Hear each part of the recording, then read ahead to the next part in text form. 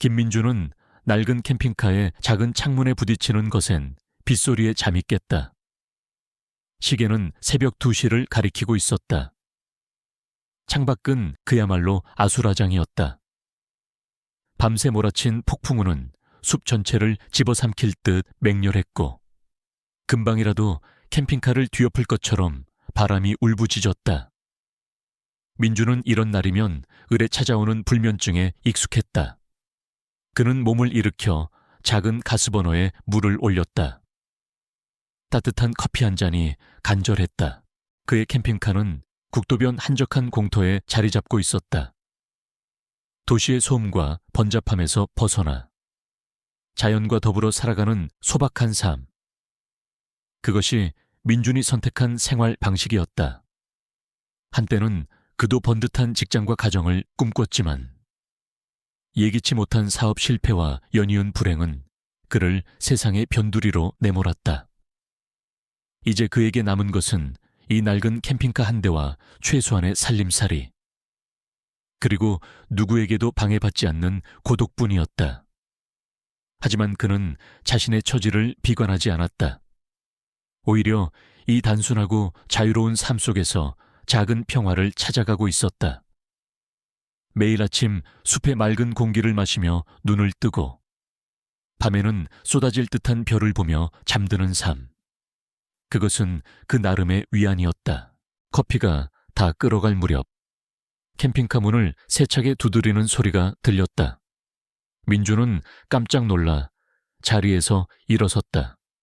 이 깊은 밤, 폭풍우 속에서 자신을 찾아올 사람은 아무도 없었다. 혹시 무슨 사고라도 난 것일까? 아니면 그는 불길한 예감에 사로잡혔지만 애써 마음을 진정시키고 조심스럽게 문 쪽으로 다가갔다. 누구세요? 민준의 목소리는 잔뜩 잠겨 있었다. 빗소리와 바람소리에 묻혀 그의 목소리가 제대로 전달되었을지 의문이었다. 대답 대신 문을 두드리는 소리가 더욱 거칠어졌다. 마치 공포에 질린 짐승의 울부짖음처럼 절박함이 묻어나는 소리였다. 민주는 잠시 망설였다. 하지만 이대로 외면할 수는 없었다. 그는 작은 창문 셔터를 살짝 열어 밖을 내다보았다. 그리고 그는 자신의 눈을 의심했다. 캠핑카 문 앞에는 한 여자가 비틀거리며 서 있었다. 새하얀 웨딩드레스를 입고 있었지만 그 드레스는 온통 흙탕물과 핏자국으로 얼룩져 있었고 여기저기 찢겨져 너덜거리고 있었다. 여자의 머리는 산발이었고 얼굴은 창백하다 못해 파랗게 질려 있었다. 그녀는 금방이라도 쓰러질 것처럼 위태롭게 몸을 떨고 있었고 공포에 질린 눈으로 사방을 두리번거리고 있었다.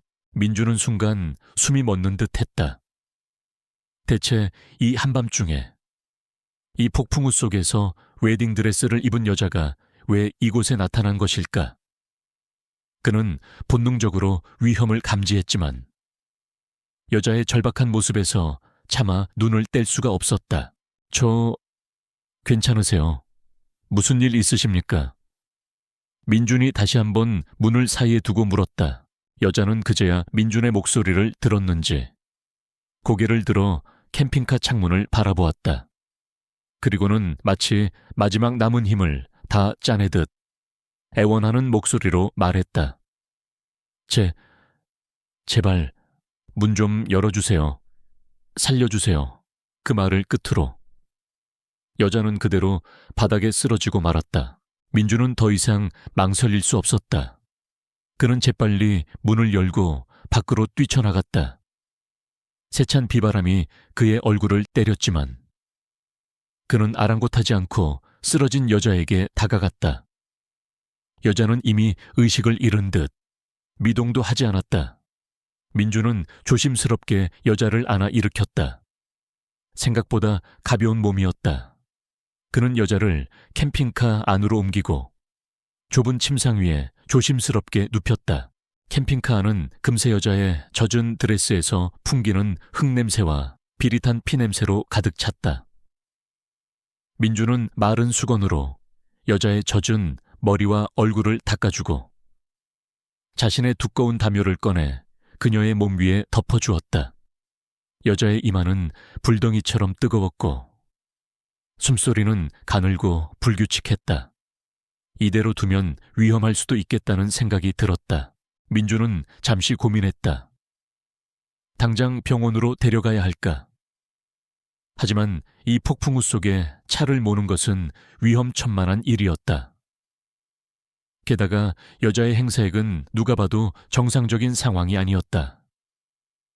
괜히 복잡한 일에 휘말리고 싶지 않았다. 하지만 그렇다고 해서 이대로 죽어가는 사람을 외면할 수도 없는 노릇이었다. 그는 일단 여자의 상태를 살폈다.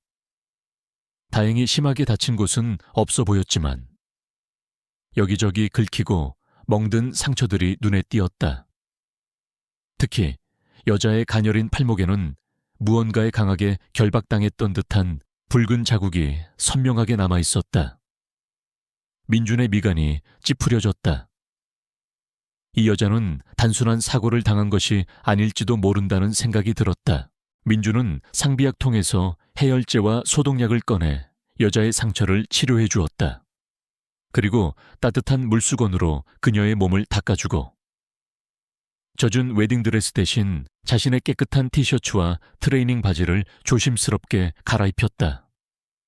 웨딩드레스는 너무나도 고급스럽고 아름다웠지만 지금은 그저 처참하게 망가진 천 조각에 불과했다. 그 드레스에 얽힌 사연이 무엇인지는 모르겠지만 결코 행복한 이야기는 아닐 것이라는 짐작만 할 뿐이었다. 시간이 얼마나 흘렀을까? 여자의 뜨거웠던 이마가 조금씩 식어가고 거칠던 숨소리도 점차 안정을 되찾아갔다. 민주는 그제야 안도의 한숨을 내쉬었다. 그는 여자의 옆에 놓인 작은 의자에 앉아 가만히 그녀의 잠든 얼굴을 내려다보았다. 창백한 얼굴이었지만 오목조목한 이목구비는 꽤나 아름다웠다. 긴 속눈썹이 파르르 떨릴 때마다 그녀가 겪었을 공포와 절망이 고스란히 전해져 오는 듯했다. 민주는 자신도 모르게 여자의 헝클어진 머리카락을 부드럽게 쓸어 넘겨주었다. 그는 이 낯선 여자에게서 기묘한 연민과 함께 아주 희미하지만 어딘가 익숙한 느낌을 받았다. 마치 아주 오래전 잃어버렸던 누이 동생을 다시 만난 듯한 그런 착각이었다. 밤새도록 폭풍우는 잦아들지 않았고 민주는 뜬 눈으로 여자의 곁을 지켰다. 그는 자신에게 갑자기 찾아온 이 기묘한 상황에 대해 이런저런 생각들을 해보았지만 그 어떤 것도 명확한 답을 주지는 못했다. 다만 한 가지 확실한 것은 이 여자가 지금 자신에게 도움을 필요로 하고 있다는 것, 그리고 자신은 그녀를 외면할 수 없다는 것이었다. 동이틀 무렵 빗소리가 조금씩 잦아들기 시작했다.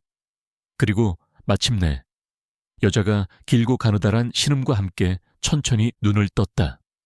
그녀의 흐릿한 시야에 가장 먼저 들어온 것은 낯선 캠핑카의 천장과 그보다 더 낯선 한 남자의 얼굴이었다. 흐릿했던 시야가 조금씩 선명해지면서 한서연은 자신이 딱딱하고 좁은 침상 위에 누워있다는 것을 깨달았다. 머리는 깨질 듯 아팠고 온몸은 물에 젖은 솜처럼 무거웠다. 여기가 어디지? 분명 어젯밤 그 지옥 같은 결혼식장에서 도망쳐 나왔는데 빗속을 얼마나 헤매고 다녔는지 기억조차 희미했다. 그녀는 마지막으로 거대한 트럭 불빛을 보고 정신을 잃었던 것 같았다. 서연은 공포감에 휩싸여 벌떡 몸을 일으키려 했지만 어지럼증과 함께 온몸에 퍼지는 통증 때문에 다시 침상 위로 쓰러지고 말았다. 그때 낯선 남자의 목소리가 들렸다. 괜찮으십니까?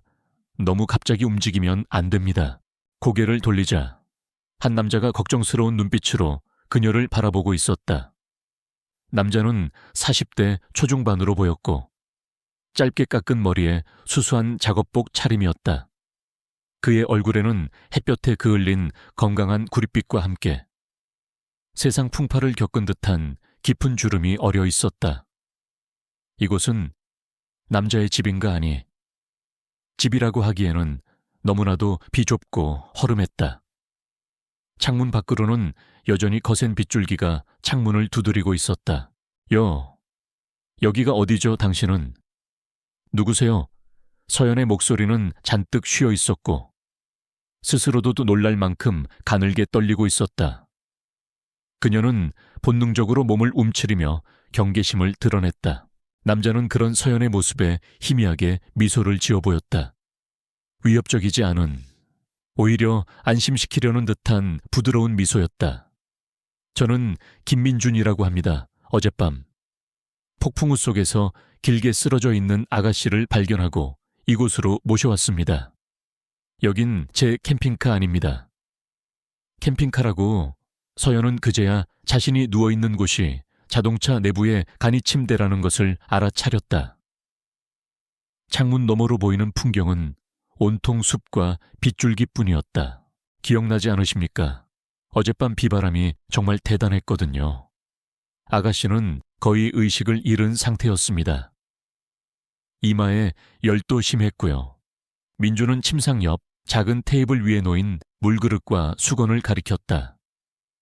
밤새도록 그녀를 간호한 흔적이었다. 서연은 그제야 자신의 몸 상태를 제대로 인지했다. 끔찍했던 웨딩드레스는 온데간데 없었고 대신 그녀는 낡았지만 깨끗하게 세탁된 티셔츠와 트레이닝 바지를 입고 있었다. 온몸을 짓누르던 오한은 사라졌고 이마의 열도 조금 내린 듯했다. 이 남자가 자신을 구해준 것일까? 제가 얼마나 이러고 있었죠. 하룻밤 꼬박이요. 지금은 아침 9시가 조금 넘었습니다. 다행히 열은 많이 내리셨네요. 민주는 서연의 이마에 손을 가져다 대려다. 그녀가 살짝 몸을 피하는 것을 보고는 멋쩍게 손을 거두었다. 죄송합니다. 제가 너무 경황이 없어서. 서연은 자신도 모르게 사과했다. 그녀는 여전히 이 상황이 믿기지 않았고 눈앞에 이 남자가 어떤 사람인지 알 수 없었지만 일단 그가 자신을 위험한 상황에서 구해준 것만은 분명해 보였다. 아닙니다. 그럴 만도 하시죠. 민주는 이해한다는 듯 고개를 끄덕였다. 일단 좀 더 누워 계시는 게 좋겠습니다. 제가 따뜻한 죽이라도 좀 끓여 드릴까요? 빈속에 약을 드실 수는 없으니. 그는 서연의 대답을 기다리지 않고 캠핑카 한쪽에 마련된 작은 간이 주방으로 향했다. 그의 익숙한 움직임에서 이 작은 공간이 그의 집이자 생활 터전이라는 것을 알 수 있었다. 서연은 멍하니 민준의 뒷모습을 바라보았다. 캠핑카 내부는 정말 단출했다. 작은 침상과 테이블, 그리고 간이 주방 시설이 전부였다. 하지만 모든 것이 깔끔하게 정돈되어 있었고 좁지만 아늑한 느낌을 주었다. 창밖에 거친 비바람 소리와는 대조적으로 캠핑카 안은 이상하리만큼 평온하고 안전하게 느껴졌다. 마치 폭풍우 속에 작은 피난처 같았다. 잠시 후 민주는 김이 모락모락 나는 따뜻한 야채죽 한 그릇을 들고 돌아왔다. 변변치 않지만 일단 좀 드시고 기운을 차리셔야 합니다. 그는 테이블 위에 죽 그릇을 내려놓고 서연이 일어나 앉는 것을 도와주었다. 서연은 며칠 만에 처음으로 제대로 된 음식을 마주하는 것 같았다. 허기 때문인지 아니면 긴장이 풀려서인지 그녀는 자신도 모르게 수저를 들었다. 죽은 특별한 재료가 들어가지 않은 평범한 맛이었지만 따뜻한 온기가 온몸으로 퍼지면서 얼어붙었던 몸과 마음이 조금씩 녹아내리는 듯했다. 민주는 서연이 죽을 따 먹을 때까지 아무 말도 하지 않고 조용히 기다려 주었다. 그의 배려 깊은 침묵이 서연에게는 그 어떤 위로의 말보다 더 큰 위안을 주었다. 죽을 따 먹고 나자 민주는 서연에게 해열제와 함께 따뜻한 차 한 잔을 건넸다. 이제 좀 괜찮아지셨으면. 혹시 제가 뭘 도와드릴 일이 있는지 말씀해 주시겠습니까? 가족분들이나. 연락할 곳이라도 있으시면. 그는 조심스럽게 물었다. 그는 서연이 어떤 사연을 가지고 있는지 궁금했지만 섣불리 캐묻고 싶지는 않았다. 서연은 고개를 저었다. 그녀의 얼굴에 다시 어두운 그림자가 드리워졌다. 가족. 그녀에게는 더 이상 돌아갈 가족이 없었다. 그리고 연락할 곳 또한 마땅치 않았다. 그녀는 모든 것을 버리고 도망쳐 나온 것이었다. 아니요, 괜찮습니다.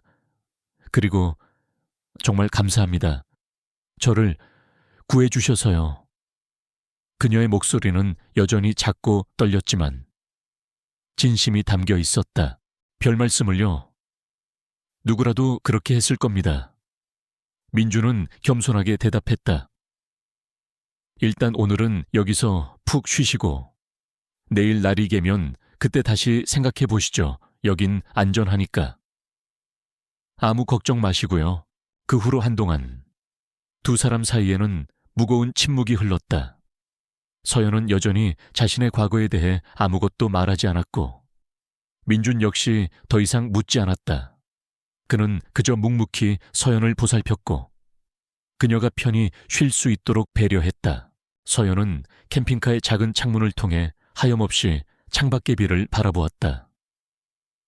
빗줄기는 조금씩 가늘어지고 있었지만 그녀의 마음속 폭풍우는 아직 그칠 기미를 보이지 않았다. 그녀는 자신이 왜 도망쳐야 했는지, 그리고 앞으로 어떻게 살아가야 할지 막막하기만 했다. 민주는 그런 서연의 모습을 조용히 지켜보았다. 그는 그녀의 깊은 슬픔과 절망을 어렴풋이 느낄 수 있었지만 섣불리 위로하거나 아는 척하려 하지 않았다. 그저 그녀가 스스로 마음을 추스를 수 있도록 조용히 그녀의 곁을 지켜줄 뿐이었다. 시간이 얼마나 흘렀을까? 서연은 문득 민준이 자신에게 건네준 티셔츠 소매를 만지작거렸다. 낡았지만 깨끗하고 포근한 느낌이었다. 그리고 그 순간 아주 오랜만에 느껴보는 인간적인 따뜻함에 그녀의 눈가가 촉촉해졌다. 그녀는 자신도 모르게 아주 작은 목소리로 중얼거렸다. 고맙습니다. 정말 모든 것이요. 민주는 그 말을 들었는지 못 들었는지 그저 창밖을 바라보며 희미하게 미소 지을 뿐이었다. 하지만 서연은 알 수 있었다. 이 남자는 지금 이 순간 자신에게 유일하게 손을 내밀어준 사람이라는 것을, 그리고 어쩌면 이 폭풍우 속의 작은 캠핑카가 자신에게 마지막 남은 피난처가 될 수도 있을 것이라는 막연한 예감을 느꼈다. 무거운 침묵은 여전히 캠핑카 안을 감돌고 있었지만 이제 그 침묵은 더 이상 불안하거나 불편하지만은 않았다. 그 안에는 아주 미미하지만 서로에 대한 조심스러운 이해와 연민, 그리고 폭풍우가 지나간 뒤에 찾아올 한 줄기 햇살에 대한 희미한 기대감 같은 것이 조용히 스며들고 있었다. 이튿날 아침, 지긋지긋하던 폭풍우는 마침내 잦아들었다. 캠핑카 창문 너머로 보이는 하늘은 언제 그랬냐는 듯 맑게 개어 있었고 밤새 비에 젖은 숲은 싱그러운 풀내음을 한껏 풍기고 있었다. 김민주는 일찌감치 일어나 캠핑카 주변을 정리하고 간밤에 서연이 벗어놓은 더럽혀진 웨딩드레스를 조심스럽게 개켜 한쪽에 치워두었다.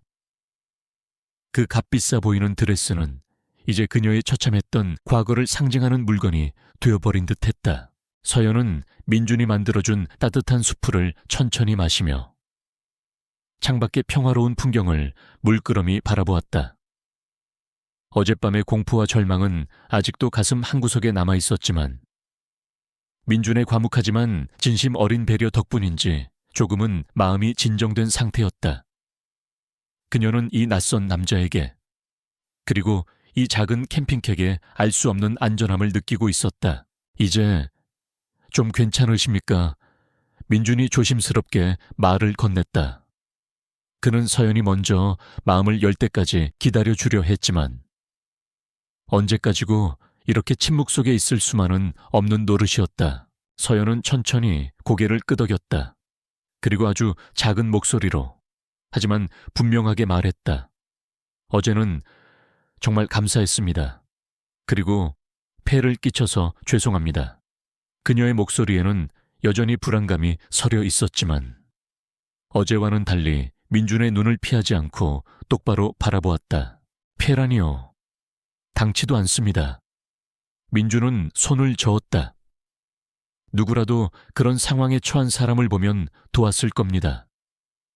그보다 혹시 제가 더 도와드릴 일은 없을까요? 아니면 어딘가 연락이라도. 서연은 다시 고개를 저었다. 그녀의 얼굴에 다시 어두운 그림자가 스쳤다. 아니요. 저는 돌아갈 곳도 연락할 사람도 없어요. 그녀는 잠시 말을 멈추고 자신의 손을 내려다보았다. 가늘고 하얀 손가락에는 아무런 장신구도 없었지만 어딘가 모르게 값비싼 반지가 끼워져 있었을 법한 자리가 희미하게 남아있는 듯했다. 저는 어제 결혼식장에서 도망쳐 나왔어요. 마침내. 서연이 무거운 침묵을 깨고 자신의 이야기를 꺼내기 시작했다.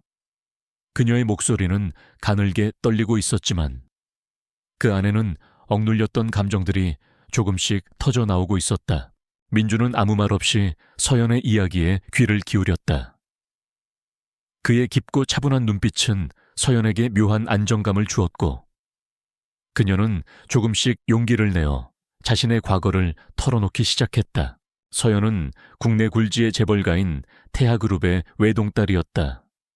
남부러울 것 없는 화려한 환경 속에서 자랐지만 그녀의 삶은 단 한 번도 자신의 의지대로 흘러간 적이 없었다. 어릴 적부터 엄격한 가풍과 아버지의 철저한 통제 속에서 그녀는 늘 정해진 길만을 걸어야 했다. 그녀의 모든 것은 그룹의 이익과 가문의 명예를 위해 철저히 계획되고 관리되었다. 어머니는 제가 아주 어렸을 때 돌아가셨어요. 그 후로 아버지에게 저는 딸이라기보다는 그룹의 중요한 자산 중 하나였죠. 제 의사나 감정 같은 건 중요하지 않았어요. 오직 그룹에 얼마나 도움이 될 수 있느냐. 그것만이 아버지의 유일한 관심사였으니까요. 서연의 목소리에는 깊은 슬픔과 체념이 배어 있었다. 그녀의 결혼 역시 마찬가지였다. 상대는 국내 최대 규모의 로펌 대표의 아들이자 유능한 변호사로 알려진 차민준이라는 남자였다. 태아그룹과 차민준 가문의 결합은 양가 모두에게 엄청난 시너지 효과를 가져다 줄 그야말로 완벽한 정략 결혼이었다. 서연은 단 한 번도 차민준을 사랑한 적이 없었지만 아버지의 강압적인 명령과 가문의 압력 앞에서 저항할 수 없었다. 서연아, 이번 결혼은 우리 태아그룹의 미래가 걸린 일이다. 네 개인적인 감정 따위는 중요하지 않아. 너는 그저 내 딸로서 그리고 태아그룹의 안주인으로서 내 역할을 충실히 하면 되는 것이다. 아버지의 차가운 목소리가 아직도 셔틀처럼 그녀의 귓게 맴도는 듯했다. 결혼 준비는 일사천리로 진행되었다. 수억 원을 호가하는 웨딩드레스, 국내외 유명 인사들이 총출동하는 초호화 결혼식, 그리고 신혼여행지로 예정된 지중해의 고급 휴양지까지 모든 것이 완벽하게 준비되었지만 그 화려함 속에서 서연은 점점 더 질식할 것 같은 답답함을 느꼈다. 그녀는 마치 아름다운 새장 속에 갇힌 새와 같았다. 차민준이라는 남자는 겉으로는 나무랄 데 없이 완벽한 신랑감처럼 보였다. 잘생긴 외모, 뛰어난 능력, 그리고 세련된 매너까지. 하지만 서연은 그의 가면 뒤에 숨겨진 냉혹하고 뒤틀린 본성을 어렴풋이 감지하고 있었다. 그는 극단적인 소유욕과 통제욕을 가진 인물이었고 결혼 전부터 서연의 일거수일투족을 감시하고 간섭하려 들었다. 그의 집착 어린 눈빛과 가끔씩 내비치는 폭력적인 성향은 서연을 더욱 공포에 질리게 만들었다. 당신은 이제 내 여자야. 한서연, 내 허락 없이는 숨 쉬는 것조차 마음대로 할 수 없을 줄 알아. 약혼식 날 밤, 차민준이 그녀의 턱을 거칠게 움켜쥐고 속삭였던 그 말은 서연에게 씻을 수 없는 트라우마로 남아있었다. 결혼식이 다가올수록 서연의 절망감은 극에 달했다. 이대로 결혼한다면 그녀의 남은 인생은 차민준이라는 남자의 그림자 속에서 영원히 고통받게 될 것이라는 예감이 들었다. 그녀는 몇 번이고 아버지에게 결혼을 취소해달라고 애원했지만 돌아오는 것은 차가운 질책과 협박뿐이었다. 마침내 결혼식 당일, 서연은 마치 사형장으로 끌려가는 죄수처럼 아무런 감정도 없는 인형처럼 웨딩드레스를 입고 화장을 했다. 하지만 식장에 들어서기 직전 그녀는 마지막 남은 용기를 다해 도망치기로 결심했다. 이대로 모든 것을 포기하고 불행한 삶을 살아갈 수는 없었다. 그녀는 아직 젊었고 그녀에게도 행복해질 권리가 있었다. 그녀는 감시의 눈을 피해 예식장 뒷문으로 몰래 빠져나왔고 웨딩드레스를 입은 채 무작정 달리고 또 달렸다. 어디로 가야 할지, 무엇을 해야 할지 아무런 계획도 없었다. 그저 이 지옥 같은 현실에서 벗어나고 싶다는 생각뿐이었다. 그렇게 얼마나 달렸을까. 빗속을 헤매다 결국 힘이 다해 쓰러졌고, 그리고 눈을 떴을 때 그녀는 이 작은 캠핑카 안에 와 있었던 것이다. 서연의 이야기가 끝나자 캠핑카 안에는 다시 무거운 침묵이 흘렀다. 민주는 아무 말 없이 그녀의 이야기를 들어주었고 그의 얼굴에는 깊은 연민과 안타까움이 서려 있었다. 그 역시 과거의 비슷한 절망을 느껴본 적이 있었기에 서연의 고통을 누구보다 잘 이해할 수 있었다. 정말 힘드셨겠군요. 민준이 낮은 목소리로 말했다. 그의 목소리에는 꾸밈없는 진심이 담겨 있었다. 하지만 용기를 내서 도망쳐 나온 것은 정말 잘한 결정입니다. 누구도 다른 사람의 인생을 마음대로 조종할 권리는 없으니까요. 민준의 말에 서연은 자신도 모르게 눈물을 글썽였다. 태어나서 처음으로 누군가가 자신의 편이 되어주는 듯한 느낌을 받았다. 저는 이제 어떻게 해야 할까요? 그들은 분명 저를 찾고 있을 거예요. 만약 붙잡힌다면 그녀는 차마 뒷말을 잇지 못하고 고개를 떨구었다. 민주는 잠시 생각에 잠겼다. 그는 서연의 이야기가 결코 평범한 가출 사건이 아니라는 것을 직감했다. 그녀의 아버지와 약혼자는 보통 사람들이 아니었고 그들이 서연을 다시 찾아낸다면 어떤 끔찍한 일이 벌어질지 아무도 장담할 수 없었다. 일단 당분간은 여기에 머무르시는 게 좋겠습니다. 민준이 조심스럽게 말했다. 여기는 워낙 외진 곳이라 사람들이 잘 찾아오지 않습니다. 그리고 제가 아가씨를 보호해 드릴 수 있을지는 모르겠지만 적어도 혼자 있는 것보다는 안전할 겁니다. 그는 자리에서 일어나 캠핑카 한쪽에 쌓여있던 자신의 짐들 중에서 작은 배낭 하나를 꺼냈다. 저는 원래 혼자 여행하는 것을 좋아합니다. 이 캠핑카가 제 집이자 유일한 재산이죠. 가끔 도시 근처에서 막노동을 하거나 계절 일자리를 구해 생활비를 법니다. 화려하지는 않지만 적어도 누구의 간섭도 받지 않고 제 마음대로 살 수 있다는 것이 좋습니다. 그는 서연을 바라보며 희미하게 미소 지었다. 그의 미소에는 가난하지만 자유로운 영혼의 당당함이 묻어 있었다. 아가씨도 어쩌면 지금 가장 필요한 것이 바로 그런 자유일지도 모르겠습니다. 아무것도 결정할 필요도 없고 누구의 눈치도 볼 필요 없는 그저 잠시 모든 것을 잊고 쉴 수 있는 그런 시간이요. 서연은 민준의 말에 가만히 고개를 끄덕였다. 그의 말은 이상하게도 그녀에게 큰 위로와 용기를 주었다. 어쩌면 이 낯선 남자와 함께하는 이 예상치 못한 여정이 그녀에게 새로운 삶의 기회를 가져다 줄지도 모른다는 작은 희망이 생겨나기 시작했다. 물론 그 희망은 아직 너무나도 작고 연약했지만 캄캄한 절망 속에서 발견한 한 줄기 빛과도 같았다. 폭풍우가 지나간 후 며칠 동안 김민준의 캠핑카는 한서연에게 불안하지만 비교적 평온한 안식처가 되어주었다. 민준은 서연이 편안하게 쉴 수 있도록 최대한 배려했고 그녀가 지난밤의 충격에서 벗어나 조금이라도 기력을 회복할 수 있도록 따뜻한 음식과 깨끗한 옷가지를 챙겨주었다. 서연은 여전히 말이 없었고 대부분의 시간을 캠핑카의 작은 창문으로 멍하니 바깥 풍경을 바라보거나 웅크린 채 잠을 자며 보냈다. 하지만 그녀의 눈빛에서 극도의 공포와 경계심은 조금씩 옅어지고 있었고 민준을 대하는 태도 역시 처음의 날카로움 대신 아주 미미하지만 조심스러운 신뢰 같은 것이 싹트고 있는 듯했다.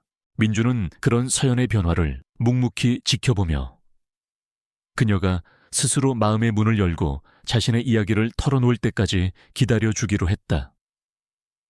그는 낮에는 캠핑에서 조금 떨어진 계곡에서 낚시를 하거나 숲속에서 약초를 캐며 시간을 보냈고 저녁에는 서연과 함께 말없이 간단한 식사를 했다. 때로는 그가 기타를 꺼내 조용히 연주를 하기도 했는데 그의 서툴지만 진심이 담긴 멜로디는 서연의 지친 마음에 작은 위로가 되어주는 듯했다. 하지만 그 평온함은 오래가지 못했다.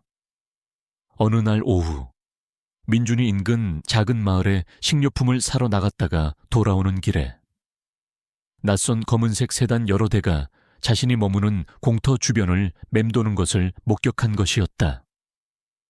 차 안에는 건장한 체격의 남자들이 타고 있었고 그들의 날카로운 눈빛은 무언가를 샅샅이 찾고 있는 듯했다. 민준의 심장이 차갑게 내려앉았다. 직감적으로 그들이 서연을 찾아온 사람들이라는 것을 알 수 있었다. 민준은 최대한 눈에 띄지 않게 캠핑카로 돌아와 서연에게 자신이 본 상황을 조심스럽게 이야기했다.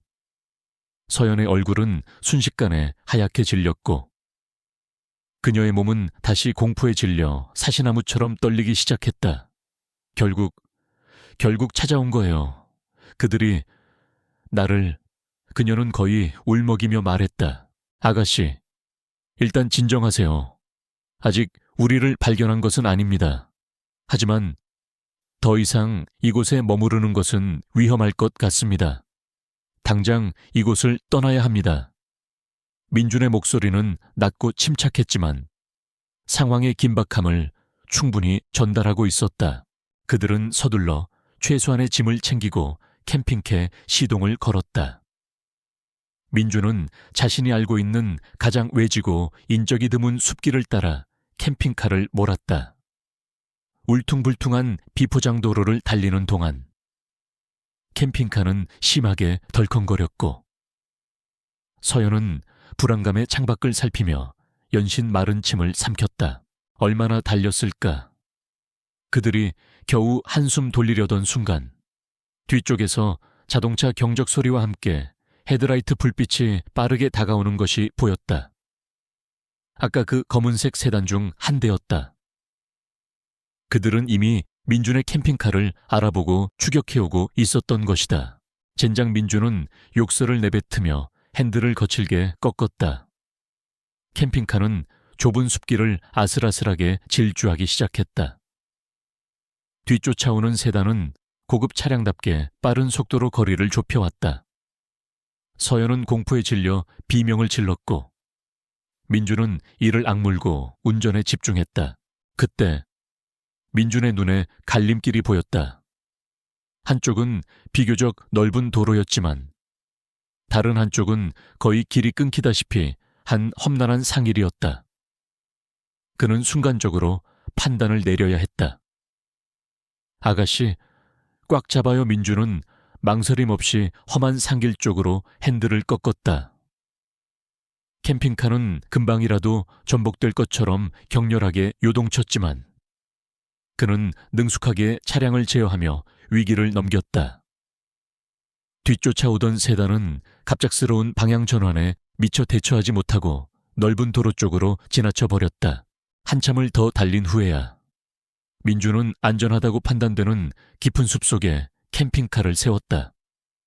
그는 거친 숨을 몰아쉬며 핸들에 기댔고 서연은 여전히 공포에서 벗어나지 못한 채 가쁘게 숨을 내쉬고 있었다. 괜찮으십니까? 아가씨, 네. 저는 괜찮아요. 하지만 민준 씨는 서연은 민준의 팔에 난 생채기와 흙먼지로 더러워진 그의 얼굴을 보며 미안함과 안타까움이 뒤섞인 표정을 지었다. 자신 때문에 이 평범하고 선량한 남자가 위험에 빠지게 되었다는 죄책감이 그녀를 더욱 괴롭혔다. 저는 괜찮습니다. 이 정도는 아무것도 아니에요. 민주는 애써 태연한 척 웃어 보였다. 그보다 이제 우리가 어떻게 해야 할지가 문제입니다. 그들은 분명 포기하지 않고 계속 우리를 찾을 겁니다. 그의 말대로였다. 그날 이후 그들은 몇 번이고 추격자들과 마주칠 뻔한 아슬아슬한 순간들을 넘겨야 했다. 민주는 자신의 모든 경험과 지혜를 동원하여 그들의 추적을 따돌렸지만 상황은 점점 더 불리해져 갔다. 추격자들은 마치 거대한 그물망처럼 조금씩 포위망을 좁혀왔고 그들이 숨을 수 있는 공간은 점점 더 줄어들고 있었다. 어느 날 밤 그들이 잠시 머물던 폐가에서였다. 서연은 잠 못 이루고 뒤척이다가 조용히 폐가 주변을 살피고 돌아온 민준에게 물었다.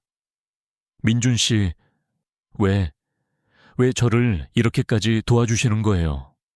저 때문에 민준 씨까지 위험해졌는데. 저 같은 거 그냥 버리고 가셔도 되는데. 그녀의 목소리에는 깊은 죄책감과 함께 민준의 진심에 대한 의문이 담겨 있었다. 민준은 타닥거리는 모닥불을 바라보며 잠시 생각에 잠겼다. 그리고는 아주 낮은 목소리로 대답했다. 글쎄요. 저도 잘 모르겠습니다. 그냥 아가씨를 처음 봤을 때 아주 오래전 제 여동생 모습이 떠올라서 그랬는지도 모르겠습니다. 제 여동생도 아가씨처럼 아주 힘든 시간을 보냈거든요. 그때 제가 아무것도 해줄 수 없었던 것이 평생 한으로 남아 있습니다. 그의 목소리에는 깊은 슬픔과 회한이 어려 있었다. 그것은 서연이 처음으로 듣는 그의 과거 이야기였다.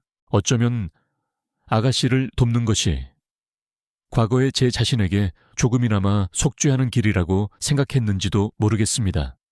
아니면 그냥 불의를 보면 참지 못하는 제 못된 성격 때문일 수도 있고요. 그는 멋쩍게 웃으며 말했다. 서연은 민준의 말에 아무 대답도 할 수 없었다.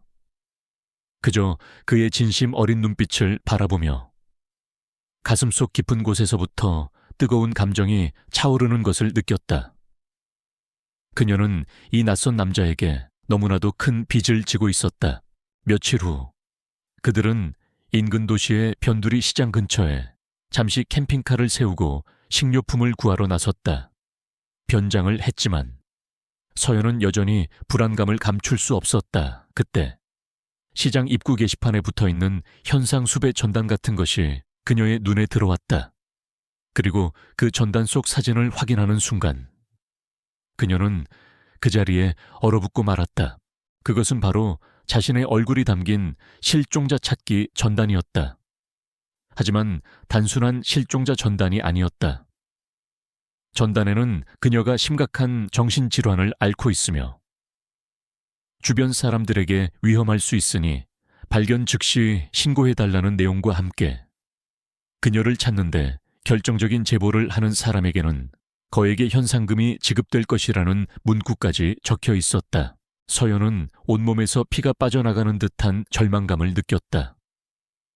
그녀의 아버지와 약혼자는 그녀를 사회적으로 매장시키기 위해 이런 짓까지 서슴지 않고 있었던 것이다. 이제 그녀는 더 이상 도망칠 곳도 숨을 곳도 없었다. 민준 역시 그 전단을 보고는 심각한 표정을 지었다. 상황은 그들이 예상했던 것보다 훨씬 더 심각하고 위험하게 돌아가고 있었다. 아가씨, 아무래도 우리가 계획을 바꿔야 할 것 같습니다. 더 이상 이렇게 도망만 다닐 수는 없어요. 그의 눈빛이 단호하게 빛났다. 이제 그들에게 남은 선택지는 많지 않았다.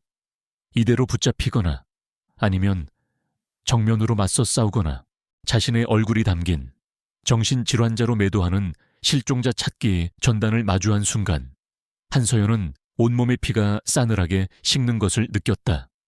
아버지와 약혼자 차민주는 그녀를 되찾기 위해서라면, 아니 어쩌면 사회적으로 완전히 매장시키기 위해서라도 무슨 짓이든 할 사람들이었다. 이제 그녀는 단순한 가출한 신부가 아니었다. 현상금까지 걸린 위험한 정신병자로 낙인 찍힌 도망자 신세가 된 것이었다. 이럴 수가. 서연은 전단 앞에서 망연자실한 채 주저앉았다. 눈앞이 캄캄했고 더 이상 도망칠 곳도 의지할 사람도 없다는 절망감이 그녀를 덮쳤다. 김민준 역시 굳어진 표정으로 전단을 바라보고 있었다. 상황은 그가 예상했던 것보다 훨씬 더 심각했다. 이제 서연을 돕는다는 것은 그 자신 또한 거대한 위험에 휘말릴 수 있다는 것을 의미했다. 하지만 그는 서연의 떨리는 어깨를 보자 차마 그녀를 혼자 내버려 둘 수 없었다. 아가씨, 괜찮습니다. 아직 방법이 있을 겁니다. 그는 서연을 부축해 일으켰으며 애써 침착하게 말했다. 하지만 그의 목소리에도 불안감이 묻어 있었다. 그들은 황급히 시장을 빠져나와 캠핑카로 돌아왔다. 캠핑카 안은 이전과는 비교할 수 없을 정도로 무겁고 긴장된 공기가 감돌았다. 서연은 창백한 얼굴로 연신 두 손을 비비며 안절부절 못했고 민준은 깊은 생각에 잠긴 듯 말이 없었다. 민준 씨, 이제 저는 어떻게 하면 좋죠? 그들이 저를 이렇게까지 몰아붙일 줄은 몰랐어요. 서연이 거의 울먹이며 말했다. 그녀의 눈에는 깊은 절망과 함께 자신 때문에 민준까지 위험에 빠뜨렸다는 죄책감이 가득했다. 저 때문에 민준 씨까지 위험해졌어요. 이제 그만 저를 그냥 내버려 두세요. 제가 알아서 할게요. 민준은 고개를 저었다. 아가씨, 지금 아가씨 혼자서는 아무것도 할 수 없습니다. 그들은 분명 온 세상을 뒤져서라도 아가씨를 찾아낼 겁니다. 그리고 만약 그들 손에 다시 잡힌다면 그는 차마 뒷말을 잊지 못했지만 그 의미는 서연도 충분히 짐작할 수 있었다. 하지만이고 뭐고 없습니다. 민준이 단호하게 말했다. 이미 엎질러진 물입니다. 제가 아가씨를 처음 캠핑카에 태웠을 때부터 어쩌면 이 모든 것은 예견된 일이었는지도 모릅니다. 이제 와서 저 혼자 빠져나가겠다고 아가씨를 사지로 내몰 수는 없습니다. 그의 눈빛은 진지했고 그 안에 담긴 결의는 서연에게 작은 위안을 주었다. 그날 밤 그들은 처음으로 서로의 과거에 대해 깊은 이야기를 나누었다. 절박한 상황이 오히려 그들 사이의 벽을 허물고 서로를 향한 진정한 이해와 신뢰를 싹트게 한 것이었다. 서연은 자신의 불행했던 가족사와 참인준이라는 남자의 실체에 대해 더욱 자세히 털어놓았다. 태아그룹의 외동딸이라는 화려한 타이틀 뒤에 숨겨진 고독과 압박감, 그리고 자신의 인생을 송두리째 뒤흔들려 했던 아버지의 냉혹한 야망과 차민준의 뒤틀린 집착. 그녀는 모든 것을 숨김없이 이야기했다. 차민준은 단순한 정략 결혼 상대를 넘어 서연을 자신의 소유물처럼 여기며 그녀의 모든 것을 통제하려 했고, 만약 그녀가 자신의 뜻을 거스르거나 도망치려 한다면 어떤 짓이라도 할 수 있는 위험한 인물이라는 것도 그는 제가 가진 모든 것을 빼앗으려 했어요. 제 자유, 제 꿈, 심지어는 제 영혼까지도요. 그와 결혼하느니 차라리 죽는 게 낫다고 생각했어요. 그래서 도망친 거예요. 서연의 목소리는 눈물로 젖어 있었지만 그 안에는 차민준의 폭력적인 지배로부터 벗어나고자 했던 한 인간의 처절한 저항 의지가 담겨 있었다. 민주는 묵묵히 서연의 이야기를 들어주었다. 그의 가슴 속에서는 그녀를 향한 깊은 연민과 함께 그녀를 그토록 잔인하게 짓밟으려 했던 사람들에 대한 뜨거운 분노가 치밀어 올랐다. 그는 서연의 이야기를 들으며 아주 오래전 세상을 떠난 자신의 여동생을 떠올렸다. 그의 여동생 역시 부유한 집안의 폭력적인 남편에게 시달리다 결국 짧은 생을 마감했었다. 그때 자신이 조금만 더 용기를 내어 동생을 그 지옥에서 구해냈더라면 하는 깊은 후회와 죄책감이 그의 마음을 무겁게 짓눌렀다. 아가씨 마음, 제가 다 헤아릴 수는 없겠지만 얼마나 힘들고 외로웠을지 조금은 알 것 같습니다. 민준이 낮은 목소리로 말했다. 그는 처음으로 서연에게 자신의 과거 이야기를 꺼냈다. 그는 한때 잘나가는 중소기업의 사장이었다. 성실함과 능력으로 자수성가하여 남부럽지 않은 성공을 거두었지만 믿었던 동업자의 배신과 연이은 사업 실패로 한순간에 모든 것을 잃고 길거리로 나앉게 되었다고 했다. 그 과정에서 사랑했던 아내마저 그를 떠나갔고 그는 깊은 절망감 속에서 세상을 등지고 이 낡은 캠핑카에 몸을 싣게 되었다는 것이었다. 처음에는 모든 것이 원망스럽고 억울했습니다. 세상을 저주했고 제 자신을 비관했죠. 하지만 이 캠핑카에서 혼자 생활하면서 많은 것을 생각하고 깨닫게 되었습니다. 돈이나 명예 같은 것들이 얼마나 허망한 것인지, 그리고 진정한 행복은 그런 것들 속에 있는 것이 아니라는 것을요. 그는 창밖의 어둠을 바라보며 담담하게 말했다. 그의 목소리에는 지난 세월의 아픔과 그것을 극복해낸 사람 특유의 깊이가 묻어 있었다. 지금은 이렇게 소박하게 살고 있지만 저는 지금의 제 삶이 좋습니다. 누구에게도 얽매이지 않고 제 마음대로 세상을 떠돌며 살 수 있으니까요. 물론 가끔 외롭기도 하지만요. 그는 서연을 바라보며 멋쩍게 웃었다.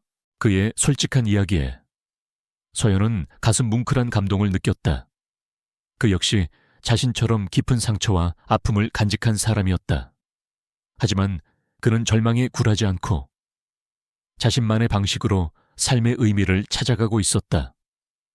그녀는 이 남자에게서 강한 동질감과 함께 존경심마저 느끼기 시작했다.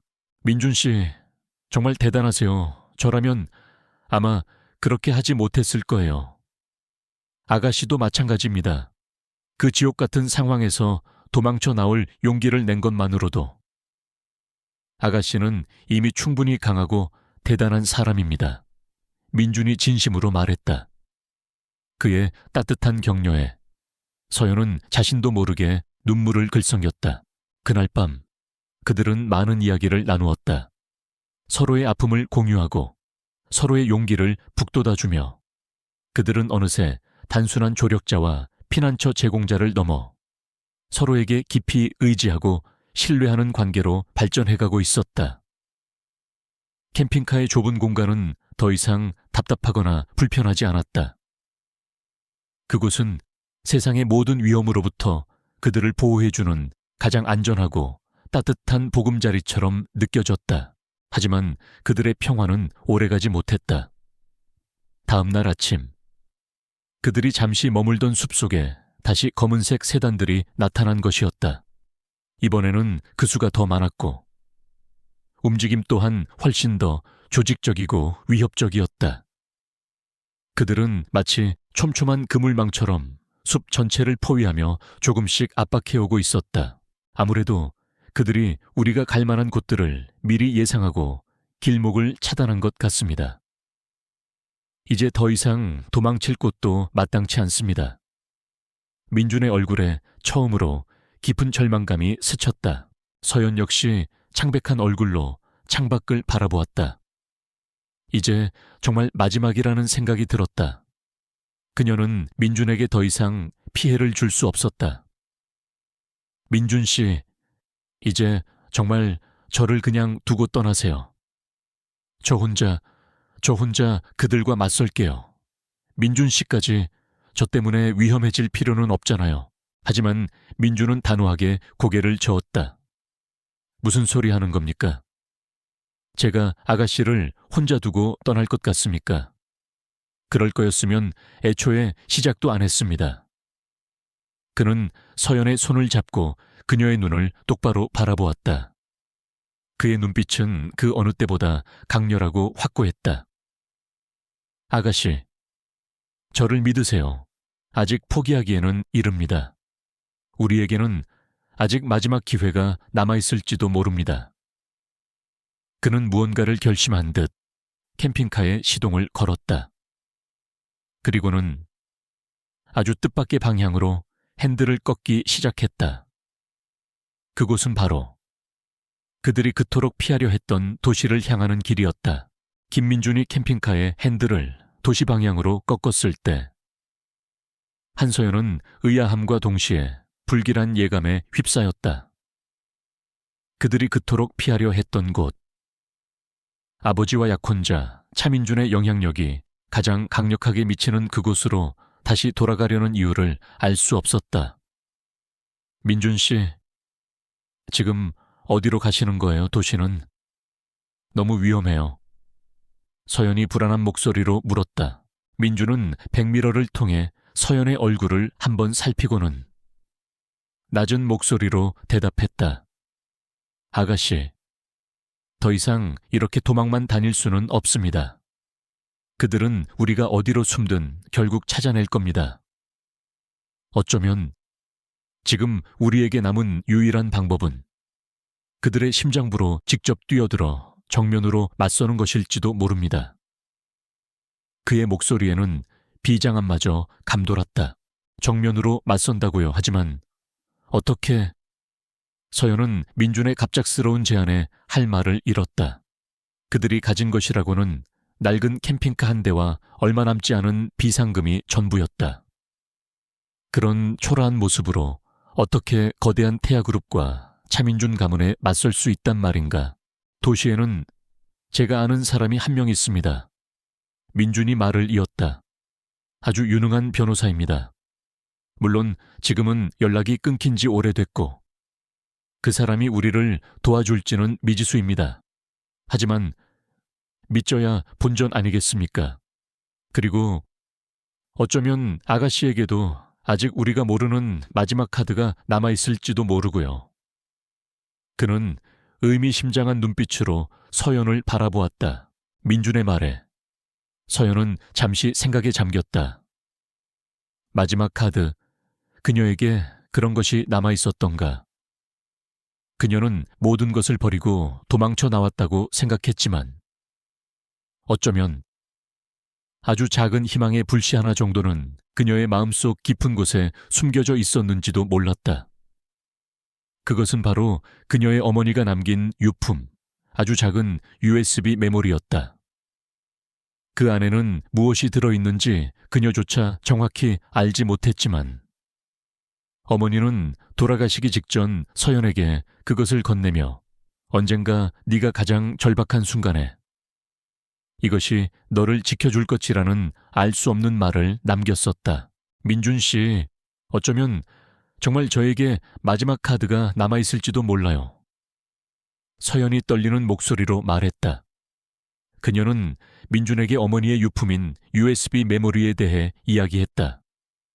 그 안에는 어쩌면 차민준이나 아버지의 약점이 될 만한 무언가가 들어있을지도 모른다는 희미한 기대감을 가지고 민주는 서연의 이야기에 눈을 빛냈다.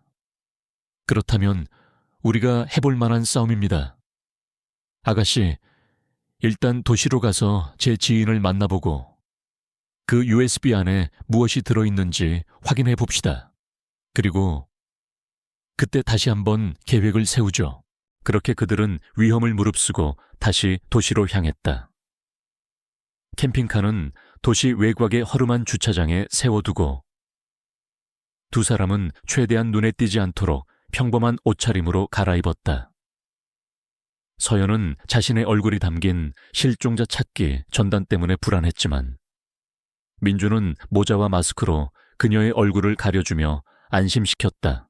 민준이 말한 변호사의 사무실은 도시 중심가의 낡은 건물 한쪽에 자리 잡고 있었다. 정의법률사무소라는 간판만이 이곳이 변호사 사무실임을 알려주고 있었다. 민주는 긴장된 표정으로 사무실 문을 두드렸다. 잠시 후 안경을 쓴 날카로운 인상의 중년 여성이 문을 열고 그들을 맞이했다. 그녀가 바로 민준의 지인이자 과거 인권 변호사로 이름을 날렸던 오정아 변호사였다. 오정아 변호사는 처음에는 민준과 서연을 경계하는 듯 했지만 민준이 과거 자신과의 인연을 이야기하고 서연의 절박한 상황을 설명하자 그녀의 눈빛이 조금씩 변하기 시작했다. 특히 서연이 태아그룹의 외동딸이라는 사실과 그녀가 가지고 있는 USB 메모리에 대한 이야기를 듣고는 깊은 관심을 보였다. 일단 그 USB 안에 무엇이 들어있는지부터 확인해 봅시다. 오 변호사는 자신의 노트북에 서연의 USB를 연결했다. 그리고 그 안에 담긴 파일들을 확인하는 순간 그녀의 미간이 심각하게 찌푸려졌다. 그 안에는 태아그룹과 차민준 가문의 온갖 불법 비리와 관련된 비밀 장부, 계약서, 그리고 은밀한 대화 녹취 파일까지 그야말로 엄청난 양의 증거 자료들이 고스란히 담겨 있었던 것이다. 서연의 어머니는 남편과 사돈 가문의 추악한 비밀들을 오래전부터 알고 있었고 만약의 사태에 대비해 이 모든 것을 비밀리에 기록하고 보관해 왔던 것이었다. 이건 정말 엄청난데요. 오정가 변호사는 감탄과 경악이 뒤섞인 목소리로 말했다. 이 정도 자료라면 태아그룹과 차민준 가문을 한꺼번에 무너뜨릴 수도 있을 정도입니다. 하지만 그만큼 위험 부담도 큽니다. 그들은 이 사실을 알게 되면 무슨 짓을 해서라도 당신들을 막으려 할 겁니다. 서연은 오히려 담담한 표정이었다. 이미 모든 것을 잃었다고 생각했기에 더 이상 두려울 것이 없었다. 변호사님, 저는 이제 도망치지 않을 겁니다. 제 어머니께서 남기신 이 자료들을 가지고 그들의 죄를 세상에 알리고 싶습니다. 그리고 저와 같은 또 다른 피해자가 나오지 않도록 그들을 반드시 법의 심판대에 세우고 싶습니다. 그녀의 목소리에는 굳은 결의가 서려 있었다. 민준 역시 그런 서연의 모습에 깊은 감명을 받았다. 그는 이 싸움이 얼마나 위험하고 힘든 길이 될지 알았지만 기꺼이 그녀의 곁에서 함께 싸울 준비가 되어 있었다. 오전가 변호사는 잠시 생각에 잠기더니 결심한 듯 입을 열었다. 좋습니다. 한서연 씨, 당신의 용기에 경의를 표합니다. 저 역시 이 사건 외면하지 않겠습니다. 제가 가진 모든 능력과 인맥을 동원해서 당신을 돕겠습니다. 하지만 이건 장기전이 될 겁니다. 그리고 그 과정에서 수많은 어려움과 위험이 따를 수 있다는 것을 명심해야 합니다. 그렇게 그들은 의기투합하여 태아그룹과 차민준 가문에 맞서기 위한 치밀한 계획을 세우기 시작했다. 가장 먼저 USB 안에 담긴 자료들을 안전하게 백업하고 분석하여 법적 증거로서의 효력을 갖추도록 하는 작업에 착수했다. 동시에 언론을 통해 이 사건을 공론화하고 국민적 관심을 환기시키는 방안도 모색했다. 하지만 그들의 움직임은 이미 상대에게 감지되고 있었다. 그들이 오정가 변호사의 사무실을 나서는 순간부터 의심스러운 차량들이 그들의 뒤를 바짝 추격하기 시작했다. 민주는 오 변호사가 미리 준비해둔 다른 차량으로 갈아타고 도심의 복잡한 도로를 이용하여 간신히 추격을 따돌릴 수 있었다. 그들은 더 이상 안전한 곳이 없다는 것을 깨달았다. 민준의 캠핑카도, 오 변호사의 사무실도 이미 노출되었을 가능성이 높았다. 그들은 당분간 몸을 숨길 수 있는 안전가옥을 마련하고 그곳에서 비밀리에 다음 계획을 준비하기로 했다. 며칠 후 그들은 한적한 시골 마을에 작은 농가에 은신처를 마련했다. 낮에는 평범한 농부처럼 위장하고 밤에는 오정가 변호사와 연락을 주고받으며 증거 자료를 분석하고 법적 대응 전략을 세웠다. 서연은 자신의 기억을 더듬어 어머니가 남긴 자료들의 의미를 해석하고 차민준과 아버지의 주변 인물들에 대한 정보를 제공했다. 민준은 그들의 안전을 책임지고 외부와의 연락책 역할을 수행했다. 그 과정에서 서연과 민준의 관계는 더욱 깊어졌다. 함께 위험을 헤쳐나가고 서로의 아픔을 공유하며 그들은 어느새 단순한 동료애를 넘어선 끈끈한 유대감으로 묶여 있었다. 서연은 민준의 헌신적인 모습에 깊은 감동을 받았고 민준 역시 서연의 강인함과 용기에 존경심을 느꼈다. 그들의 마음속에는 아주 작은 불씨처럼 서로를 향한 새로운 감정이 조심스럽게 피어오르고 있었다. 하지만 그들에게는 아직 넘어야 할 산이 너무나도 많았다. 태아그룹과 차민준 가문의 거대한 힘은 여전히 건재했고 그들은 언제 어디서 다시 공격해올지 모르는 상황이었다. 그럼에도 불구하고 서연과 민준은 희망을 잃지 않았다. 그들에게는 이제 서로가 있었고 정의를 향한 뜨거운 열정이 있었으며 언젠가는 반드시 이 어둠을 뚫고 새로운 새벽을 맞이할 수 있을 것이라는 굳건한 믿음이 있었기 때문이었다. 그 약속된 새벽을 향한 그들의 위태롭지만 용기 있는 발걸음은 이제 막 시작되고 있었다. 시골 농가에서의 은신 생활은 길지 않았다. 한서연의 어머니가 남긴 USB 속 자료들은 예상보다 훨씬 더 폭발적이었고 오정가 변호사는 이 자료들을 바탕으로 태아그룹과 차민준 가문을 한꺼번에 무너뜨릴 치밀한 계획을 세웠다. 계획의 핵심은 결정적인 증거들을 가장 파급력 있는 방식으로 세상에 공개하여 그들이 더 이상 손쓸 수 없도록 만드는 것이었다. 그리고 그 D-Day는 차민준이 해외로 출국하기로 예정된 바로 전날 밤으로 정해졌다. 작전명은 폭풍 속의 대면. 그날 밤 마치 그들의 계획을 예고라도 하듯 거센 비바람이 몰아치기 시작했다. 김민주는 캠핑카 대신 오전가 변호사가 미리 준비해둔 낡은 승합차의 운전대를 잡았다. 그의 옆자리에는 짙은 화장과 평범한 옷차림으로 위장한 한서연이 앉아 있었고 뒷좌석에는 만약의 사태에 대비한 오 변호사의 젊은 사무장과 건장한 체격의 남자 직원 2명이 동승했다. 그들의 손에는 앞으로 벌어질 위험한 상황을 암시하듯 묵직한 가방들이 들려 있었다. 그들의 목표는 차민준이 마지막으로 머물고 있는 서울 시내의 한 고급 호텔이었다. 오 변호사의 정보망을 통해 차민준이 출국 전날 밤 그곳에서 비밀리에 누군가를 만나 중요한 거래를 할 것이라는 첩보를 입수한 상태였다. 만약 그 현장을 덮쳐 증거를 확보하고 동시에 서연의 어머니가 남긴 자료들을 언론에 터뜨린다면 차민준은 물론이고 태아그룹 전체에 치명타를 입힐 수 있었다. 호텔 주변에는 이미 차민준의 경호원들로 보이는 검은 양복의 사내들이 삼엄한 경비를 펼치고 있었다. 민주는 호텔에서 조금 떨어진 어두운 골목에 차를 세우고 서연과 함께 상황을 살폈다. 빗줄기는 더욱 거세졌고 바람은 마치 야수처럼 울부짖었다. 아가씨, 정말 괜찮으시겠습니까? 지금이라도 늦지 않았습니다. 우리가 다른 방법을. 민준이 걱정스러운 눈빛으로 서연을 바라보았다. 그녀의 얼굴은 창백했지만 눈빛만큼은 그 어느 때보다 단단하고 결연했다. 아니요. 민준 씨, 저는 괜찮아요.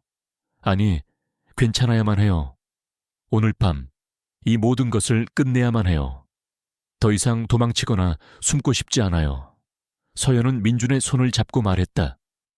그녀의 작은 손은 차갑게 떨리고 있었지만 그 안에 담긴 용기는 뜨거웠다.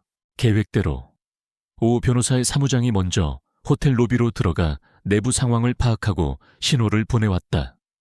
차민준은 호텔 최상층 스위트룸에서 누군가와 접촉 중이며 경호 인력은 예상보다 많지 않다는 것이었다. 이제 남은 것은 서연과 민준이 직접 그 현장으로 뛰어드는 것뿐이었다. 준비됐습니까? 아가씨, 네, 준비됐어요. 민준 씨. 두 사람은 서로의 눈을 바라보며 짧지만 강한 신뢰를 주고받았다.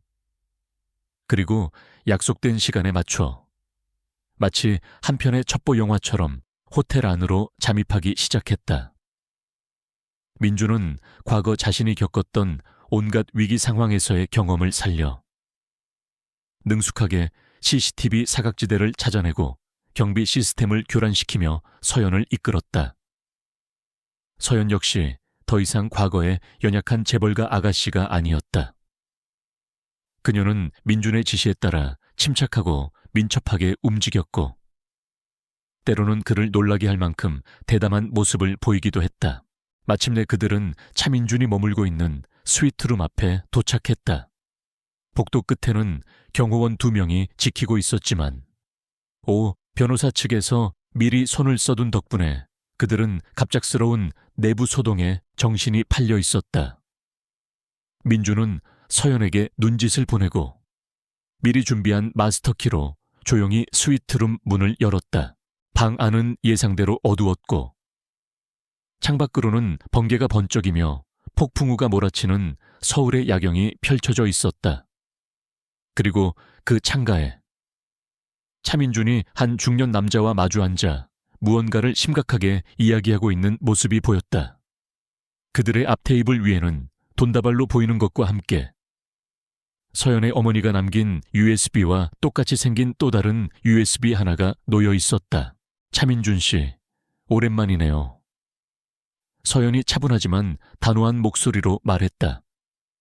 그녀의 등장에 차민준과 중년 남자는 화들짝 놀라며 자리에서 일어섰다. 차민준의 얼굴은 순식간에 분노와 당혹감으로 일그러졌다. 한서연, 네가 어떻게 여기에? 당신을 만나러 왔어요. 그리고 당신의 추악한 가면을 벗기러. 서연은 주머니에서 자신의 USB를 꺼내 보이며 말했다. 이 안에 뭐가 들었는지 당신도 잘 알겠죠. 당신과 우리 아버지가 저지른 모든 죄악들이 아주 상세하게 기록되어 있답니다. 차민준의 눈빛이 탐욕스럽게 번뜩였다. 그는 옆에 있던 중년 남자에게 눈짓을 보냈고 남자는 재빨리 품에서 무언가를 꺼내려 했다. 하지만 그보다 먼저 민준이 번개처럼 달려들어 남자를 제압했다. 격렬한 몸싸움 끝에 남자는 바닥에 쓰러졌고 그의 손에서 떨어진 것은 날카로운 칼이었다. 이런 쓰레기 같은 놈들. 차민준은 이성을 잃은 듯 서연에게 달려들려 했지만 민준이 다시 한번 그의 앞을 막아섰다. 두 남자의 격투가 벌어졌다. 차민준은 수적으로는 불리했지만 평소 운동으로 단련된 몸은 생각보다 강했다. 하지만 민준 역시 수많은 위기를 겪으며 다져진 생존 본능과 끈기로 끈질기게 맞섰다. 서연은 두 남자가 싸우는 동안 재빨리 테이블 위에 놓여있던 또 다른 USB를 집어들었다. 그리고 미리 준비해온 소형 노트북에 연결하여 그 내용을 확인했다. 그 안에는 차민준이 해외로 빼돌리려던 태아그룹의 막대한 비자금 내역과 함께 그의 또 다른 범죄 행각들을 입증하는 자료들이 담겨 있었다. 이것은 서연의 어머니가 남긴 자료들보다 훨씬 더 직접적이고 치명적인 증거였다. 이제 모든 게 끝났어요. 차민준 씨, 서연이 차가운 목소리로 말했다. 그녀는 노트북 화면을 차민준에게 보여주었다. 당신은 이제 도망칠 곳도, 숨을 곳도 없어요. 그 순간 스위트룸 문이 거칠게 열리며 오정가 변호사와 함께 경찰들이 들이닥쳤다. 모든 것은 계획대로 진행되고 있었다. 차민준은 망연자실한 표정으로 그 자리에 주저앉았고 민주는 거친 숨을 몰아쉬며 서연의 곁으로 다가와 그녀의 어깨를 감쌌다. 폭풍우는 여전히 창밖에서 미친 듯이 울부짖고 있었지만 스위트룸 안은 이상하리만큼 고요했다. 길고 길었던 악몽이 마침내 끝났다는 안도감과 함께 서연은 민준의 품에 안겨 참았던 눈물을 터뜨렸다. 그녀의 뜨거운 눈물은 폭풍우처럼 거칠었던 그녀의 지난 삶을 위로하고 새로운 새벽을 향한 희망을 약속하는 듯 했다. 그날 밤 태아그룹과 차민준 가문의 추악한 비리는 대한민국 사회 전체를 뒤흔드는 메가통급 뉴스가 되어 세상에 알려졌다. 서연의 어머니가 남긴 USB와 서연이 현장에서 확보한 또 다른 USB는 그들의 범죄를 입증하는 결정적인 증거가 되었다. 차민준은 물론이고 서연의 아버지 한 회장 역시 모든 혐의를 피할 수 없게 되었다. 모든 것이 정리된 후 민준과 서연은 오정가 변호사의 사무실에서 마주 앉았다. 창밖은 언제 그랬냐는 듯 맑게 개어 있었고 따스한 햇살이 사무실 안을 비추고 있었다. 정말 감사합니다. 민준 씨가 아니었다면 저는 아마 평생 그 지옥에서 벗어나지 못했을 거예요. 서연이 진심으로 말했다. 그녀의 얼굴에는 더 이상 과거의 어둠은 찾아볼 수 없었다. 대신 그 자리에는 자유와 희망, 그리고 민준을 향한 깊은 신뢰와 감사의 빛이 가득했다. 민준은 그저 말없이 미소 지을 뿐이었다. 그는 자신이 해야 할 일을 했을 뿐이라고 생각했다. 하지만 그의 마음속에도 이 용감한 여자를 도울 수 있었다는 것에 대한 뿌듯함과 함께 그녀와의 예기치 못한 만남이 자신의 삶에 가져다준 작은 변화에 대한 기대감이 조용히 피어오르고 있었다.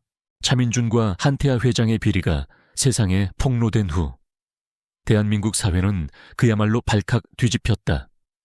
태아그룹의 주가는 바닥을 모르고 추락했고 관련자들은 줄줄이 검찰에 소환되어 조사를 받았다. 한서연은 이 모든 과정을 오정가 변호사와 김민준의 도움을 받으며 비교적 안전하게 지켜볼 수 있었다. 그녀는 더 이상 쫓기는 도망자가 아니었다. 오히려 거대한 악의 카르텔을 무너뜨린 용기 있는 내부 고발자이자 끔찍한 과거로부터 벗어나 새로운 삶을 시작하려는 한 명의 자유로운 인간이었다. 법적인 절차는 오정가 변호사가 대부분 맡아서 진행했고 서연은 민준의 캠핑카 대신 오 변호사가 마련해준 작은 안개에서 안정을 취하며 조금씩 일상을 회복해 나가고 있었다. 그녀는 밤마다 악몽에 시달리기도 했지만 이제 그녀 곁에는 든든한 민준과 오 변호사가 있었기에 더 이상 외롭거나 두렵지 않았다. 그녀의 마음속에는 민준에 대한 감사함이 파도처럼 밀려왔다. 아무런 대가도 바라지 않고 자신의 모든 것을 걸고 그녀를 지켜준 남자, 그의 헌신적인 도움이 없었다면 그녀는 결코 이 지옥 같은 현실에서 벗어나지 못했을 것이다. 그녀는 민준에게 어떻게든 보답하고 싶었지만 지금 당장 그녀가 가진 것이라고는 아무것도 없었다. 태아그룹의 모든 자산은 압류되거나 조사를 받고 있었고 그녀 역시 빈털터리 신세나 다름없었다. 그러던 어느 날 오정가 변호사가 서연에게 아주 뜻밖의 소식을 전해주었다. 서연의 어머니가 남긴 USB 안에는 태아그룹과 차민준 가문의 비리 자료 외에 또 다른 중요한 파일들이 숨겨져 있었다는 것이었다. 그것은 바로 서연의 어머니가 생전에 비밀리에 조성하여 해외 은행에 예치해둔 막대한 규모의 비자금 내역과 그 자금을 서연에게 합법적으로 상속하기 위한 모든 법적 장치들이었다. 서연의 어머니는 오래전부터 남편의 야망과 탐욕을 경계했고 딸만큼은 그 더러운 돈의 굴레에서 벗어나 자유롭게 살아가기를 바랐던 것이다. 그녀는 남편 몰래 자신의 개인 재산과 가문의 유산을 해외로 빼돌려 안전하게 관리해왔고 만약의 사태에 대비해 딸에게 이 모든 것을 물려줄 준비를 해왔던 것이었다. USB 안에는 그 모든 증거와 절차가 고스란히 담겨 있었다. 서연 씨, 당신은 이제 빈털터리가 아닙니다. 오히려 상상을 초월하는 거부입니다. 오전가 변호사는 감정을 추스르며 말했다. 그녀 역시 이 엄청난 반전에 놀라움을 금치 못했다. 서연은 오 변호사의 말에 한동안 아무 말도 할 수 없었다. 어머니가 자신을 위해 이런 엄청난 준비를 해두었을 줄은 꿈에도 상상하지 못했던 일이었다. 눈앞이 흐려지며 뜨거운 눈물이 쏟아져 내렸다. 그것은 슬픔의 눈물이 아니었다. 어머니의 깊고 깊은 사랑에 대한 감사와 이제 정말 모든 것을 새롭게 시작할 수 있다는 희망의 눈물이었다. 그녀가 가장 먼저 한 일은 김민준을 찾아가는 것이었다. 민준은 여전히 도시 외곽의 한적한 공터에 캠핑카를 세워두고 예전과 다름없이 소박하고 조용한 삶을 살아가고 있었다. 서연은 더 이상 남루한 웨딩드레스 차림이 아니었다. 오, 변호사가 준비해준 단정하고 세련된 옷차림이었지만 그녀의 얼굴에는 여전히 민준을 향한 미안함과 고마움이 어려 있었다.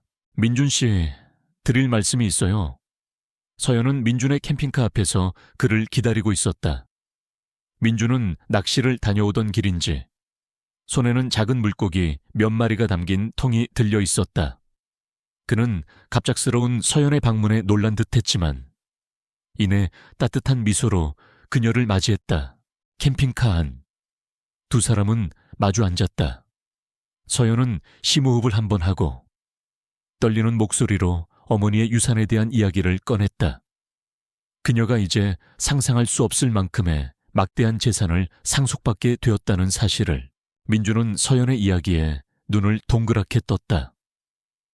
그는 서연이 부잣집 딸이라는 것은 어렴풋이 짐작하고 있었지만 이 정도 규모일 줄은 전혀 예상하지 못했다. 그는 잠시 할 말을 잃은 듯 멍하니 서연을 바라보았다. 그가 구해준 가엾은 도망자 아가씨가 하루아침에 세상을 다 가진 듯한 거부가 되었다는 사실이 아직도 믿기지 않는 듯했다. 그래서 제가 민준 씨에게 꼭 보답을 하고 싶어요. 서연이 단호한 눈빛으로 말했다. 민준 씨가 아니었다면 저는 지금 이 자리에 없었을 거예요. 민준 씨는 제 생명의 은인이자 제 인생을 바꿔준 분이에요. 어떤 말로도 이 감사함을 다 표현할 수 없겠지만 그래도 제가 할 수 있는 최선을 다해 보답하고 싶어요. 그녀는 가방에서 서류 봉투 하나를 꺼내 민준에게 건넸다. 이건 그냥 작은 성의예요. 받아주세요. 민준은 망설이며 서류 봉투를 받아들었다. 그 안에는 그가 평생 만져볼 수도 없을 만큼 엄청난 액수의 수표와 함께 서울 시내 고급 아파트의 등기 권리증, 그리고 최신형 고급 승용차에 키가 들어 있었다. 민준은 자신의 눈을 의심했다. 이것은 작은 성의가 아니었다. 이것은 그의 인생 전체를 송두리째 바꿔놓을 수 있는 그야말로 운명의 선물이었다. 아가씨, 이게 다 뭡니까? 민준의 목소리가 심하게 떨리고 있었다. 그는 평생 이렇게 큰돈과 값비싼 물건들을 가져본 적이 없었다. 저는 이런 걸 받을 자격이 없습니다.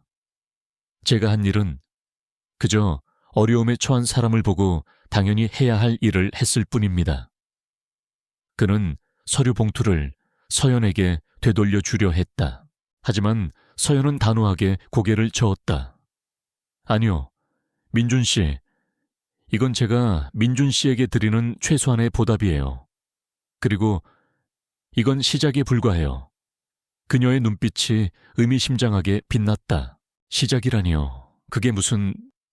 민준은 서연의 말을 이해할 수 없다는 듯 되물었다. 서연은 민준의 손을 잡고 그의 눈을 똑바로 바라보았다. 그녀의 얼굴에는 장난기 어린 미소와 함께 무언가를 결심한 듯한 단호함이 어려 있었다. 민준 씨, 혹시 저와 함께 새로운 사업을 시작해 보실 생각 없으세요? 아주 근사하고 의미 있는 사업이 될 거예요. 그리고 그 사업의 수익금은 민준 씨와 저처럼 과거에 아픔을 겪었지만 새로운 삶을 꿈꾸는 사람들을 돕는 데 쓰일 거고요.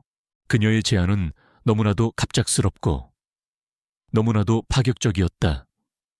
민준은 그야말로 충격에 휩싸였다.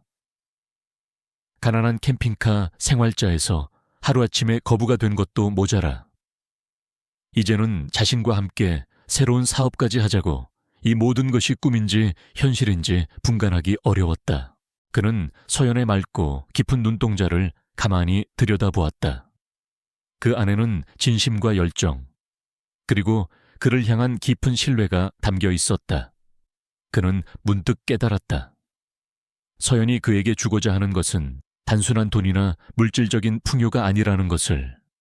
그녀는 그에게 새로운 삶의 기회와 의미를 선물하고 싶어 하는 것이었다.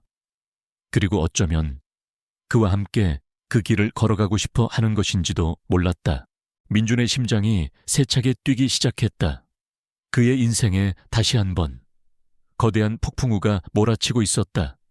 하지만 이번 폭풍우는 그를 절망으로 이끄는 것이 아니라 아주 새로운 세상, 그가 한 번도 상상해보지 못했던 눈부신 미래로 그를 이끌고 있는 듯했다. 그는 어떤 선택을 해야 할까? 김민준은 한서연의 파격적인 제안에 며칠 밤낮을 고민했다. 그의 소박하고 평온했던 캠핑카 생활은 이제 거대한 전환점을 맞이하고 있었다. 서연이 내민 엄청난 액수의 수표와 고급 아파트, 그리고 번쩍이는 외제차 열쇠는 그가 평생 꿈꿔보지도 못했던 물질적 풍요를 약속했지만 그의 마음을 더욱 뒤흔든 것은 바로 그녀와 함께 새로운 사업을 시작하여 다른 사람들을 돕자는 제안이었다. 그것은 단순한 보답을 넘어 그의 남은 인생 전체를 바꾸어 놓을 수도 있는 그야말로 운명의 제안이었다. 그는 자신이 과연 그런 엄청난 호의와 기회를 받을 자격이 있는지, 그리고 서연이라는 특별한 여자와 함께 새로운 미래를 만들어갈 준비가 되어 있는지 스스로에게 끊임없이 되물었다. 그는 평생을 가난하고 외롭게 살아왔지만 단 한 번도 자신의 삶을 비관하거나 남을 원망한 적이 없었다. 오히려 그는 자신만의 방식으로 세상과 소통하며 작은 행복들을 찾아왔다. 그런 그에게 갑자기 찾아온 이 거대한 변화는 설렘과 동시에 두려움을 안겨주었다. 서연은 민준의 고민을 묵묵히 지켜보며 기다려주었다. 그녀는 민준이 어떤 결정을 내리든 존중할 생각이었지만 마음 한구석에서는 그가 자신의 제안을 받아들여 주기를 간절히 바라고 있었다. 그녀에게 민준은 단순한 생명의 은인을 넘어 절망 속에서 다시 일어설 수 있는 용기와 희망을 준 존재였고, 어쩌면 그녀의 남은 인생을 함께하고 싶은 유일한 사람이었기 때문이었다. 며칠 후 민준은 마침내 결정을 내리고 서연을 찾아갔다. 그의 얼굴에는 깊은 고민의 흔적과 함께 무언가를 결심한 듯한 단호함이 어려 있었다. 아가씨, 아니, 서연 씨, 지난 며칠 동안 정말 많은 생각을 했습니다. 민준이 서연의 눈을 바라보며 차분하게 말했다. 처음으로 그가 서연을 아가씨가 아닌 서연 씨라고 불렀다. 그 작은 호칭의 변화 속에 그의 마음의 변화가 담겨 있는 듯했다. 서연 씨가 제게 주신 이 모든 것들, 정말 평생 감사하며 살아도 모자랄 만큼 과분한 선물입니다. 하지만 저는 이 모든 것을 다 받을 수는 없을 것 같습니다. 그의 말에 서연의 얼굴의 순간 실망감이 스쳐 지나갔지만 민주는 말을 이었다. 저는 평생 가난하게 살아왔고 앞으로도 그렇게 살아갈 겁니다. 돈이나 물질적인 풍요가 제 삶의 목표가 될 수는 없습니다. 하지만 그는 서연의 손을 잡고 진심 어린 눈빛으로 말했다. 서연 씨와 함께하는 그 의미 있는 사업이라면 기꺼이 제 남은 인생을 걸어보고 싶습니다. 저 역시 서연 씨처럼 과거의 아픔을 딛고 다른 사람들에게 희망을 주는 삶을 살고 싶다는 생각을 해왔으니까요. 민준의 대답에 서연의 얼굴에 환한 미소가 피어올랐다. 그녀는 그가 돈이나 물질적인 보답을 거절할 것이라는 것을 어느 정도 예상하고 있었다. 하지만 그가 자신과 함께 새로운 꿈을 꾸기로 결심했다는 사실만으로도 충분히 기쁘고 감사했다. 정말 고마워요. 민준 씨, 민준 씨라면 분명 그렇게 말해줄 거라고 믿었어요. 그녀의 눈가에 다시 한번 감격의 눈물이 맺혔다. 그렇게 두 사람은 함께 새로운 사업을 시작하기로 약속했다. 서연은 자신의 막대한 유산을 바탕으로 새벽빛 재단이라는 이름의 공익재단을 설립했고 민주는 그 재단의 실질적인 운영을 맡아 과거 자신과 같은 처지에 놓인 소외된 이웃들을 셔틀른 다양한 사업들을 펼쳐나갔다. 그들의 첫 번째 사업은 노숙인들을 위한 자활지원센터를 건립하는 것이었다. 민주는 자신의 캠핑카 생활 경험을 살려 센터를 단순한 숙식 제공 시설이 아닌 노숙인들이 진정한 자립 의지를 다지고 사회로 복귀할 수 있도록 돕는 따뜻한 보금자리로 만들어 나갔다. 그는 센터에서 직접 노숙인들과 함께 생활하며 그들의 이야기에 귀 기울였고 그들에게 기술 교육과 일자리를 제공하며 새로운 삶의 희망을 심어주었다. 서연 역시 재단의 이사장으로서 그리고 민준의 든든한 동반자로서 물심양면으로 그를 지원했다. 그녀는 자신의 과거 상처를 극복하고 이제는 다른 사람들의 아픔을 보듬어 안는 성숙한 인간으로 성장해 있었다. 그녀는 재단의 기금 마련을 위해 적극적으로 활동하는 한편 센터의 여성 노숙인들을 위한 심리 상담 프로그램 등을 직접 운영하며 그들의 마음을 치유하는 데 힘썼다. 그들의 진심 어린 노력은 조금씩 결실을 맺기 시작했다. 자활지원센터를 통해 수많은 노숙인들이 절망의 늪에서 벗어나 새로운 삶을 찾았고 그들의 이야기는 언론을 통해 알려지면서 많은 사람들에게 깊은 감동과 희망을 주었다. 새벽빛 재단은 짧은 시간 안에 대한민국에서 가장 신뢰받고 영향력 있는 공익재단 중 하나로 자리매김했다. 민준과 서연의 관계 역시 더욱 깊어졌다. 함께 같은 꿈을 꾸고 같은 목표를 향해 나아가면서 그들은 어느새 서로에게 없어서는 안 될 가장 소중한 존재가 되어 있었다. 그들의 마음속에는 이미 서로를 향한 깊은 사랑과 신뢰가 자리 잡고 있었지만 그들은 서두르거나 조급해하지 않았다. 그저 지금처럼 서로를 아끼고 존중하며 함께하는 매 순간을 소중히 여기기로 약속했다. 어느덧 시간은 흘러 그들이 처음 만났던 폭풍우 치던 그 밤으로부터 몇 년의 세월이 지났다. 민주는 더 이상 낡은 캠핑카에서 혼자 외롭게 살아가는 가난한 남자가 아니었다. 그는 수많은 사람들에게 희망을 주는 존경받는 사회 사업가이자 사랑하는 여인 서연의 곁을 든든히 지키는 믿음직한 동반자가 되어 있었다. 그의 얼굴에는 과거의 고독과 슬픔 대신 자신감과 행복이 가득했다. 서연 역시 마찬가지였다. 그녀는 더 이상 세상 물정 모르는 재벌가 아가씨도 비정한 가족에게 쫓기는 도망자도 아니었다. 그녀는 자신의 상처를 극복하고 다른 사람들의 아픔을 치유하는 아름다운 인간으로 거듭나 있었다. 그녀의 삶은 그 어떤 화려한 보석보다도 더욱 찬란하게 빛나고 있었다. 어느 맑게 갠 가을날, 민준과 서연은 그들이 처음 만났던 국도변 공터를 다시 찾았다. 그곳에는 이제 낡은 캠핑카 대신 새벽빛 재단에서 운영하는 작은 쉼터가 자리 잡고 있었다. 길 위에서 지친 사람들이 잠시 쉬어갈 수 있도록 마련된 작지만 따뜻한 공간이었다. 두 사람은 쉼터 앞 벤치에 나란히 앉아 멀리 펼쳐진 가을 들녘을 바라보았다. 황금빛으로 물든 들판 위로 따스한 햇살이 부서지듯 쏟아져 내리고 있었다. 민준 씨, 기억나요? 우리가 처음 만났던 그날 밤. 정말 엄청난 폭풍우가 몰아쳤었죠. 서연이 추억에 잠긴 듯 말했다. 그럼요, 어떻게 있겠습니까? 그때 아가씨는, 아니, 서연 씨는 정말이지, 온통 엉망진창이었죠. 민준이 장난스럽게 웃으며 대답했다. 두 사람은 서로를 바라보며 함께 웃었다. 그들의 웃음소리는 맑은 가을 하늘 아래 평화롭게 울려 퍼졌다. 그들의 만남은 비록 폭풍우처럼 갑작스럽고 위태롭게 시작되었지만 그 끝은 이처럼 아름답고 평온한 풍경 속에 맞닿아 있었다. 한 남자의 작은 친절이 한 여자의 절망적인 삶을 구했고 그 여자의 예상치 못한 보답이 다시 그 남자의 인생을 송두리째 바꾸어 놓았다. 그리고 그 두 사람의 아름다운 만남은 이제 더 많은 사람들에게 희망과 기적을 선물하고 있었다.